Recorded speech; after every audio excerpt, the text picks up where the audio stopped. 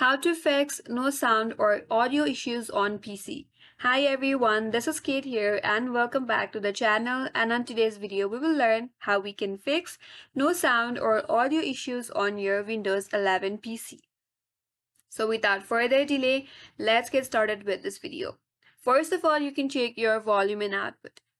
From your taskbar, click on your speaker icon. And under your speaker, make sure that the volume is turned up, not muted. If it is muted, make sure to unmute it. You could also click on the select a sound output option, and here make sure that the correct device is selected, like speakers or headphones.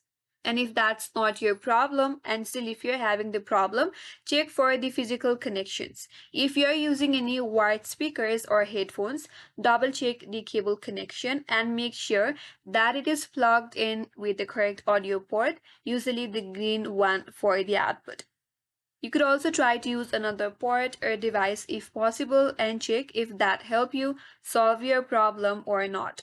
If not, restart audio devices in your laptop. For that, you have to press Windows and R key on your keyboard, and once you see this run prompt here, search for services.msc and then click on OK. Now under your services, you have to find Windows Audio and Windows Audio Endpoint Builder. Click on any one of the services, press W in your keyboard. Now search for Windows Output or Windows Audio and right click on it and click on Restart.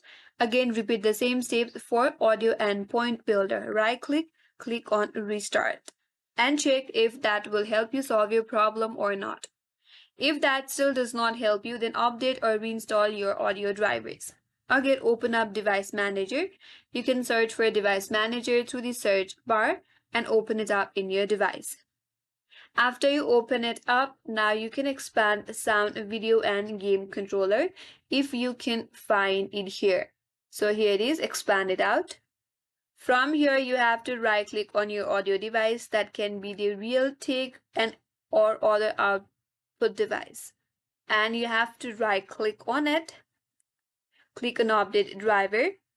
Then choose Search Automatically for drivers and it will automatically update.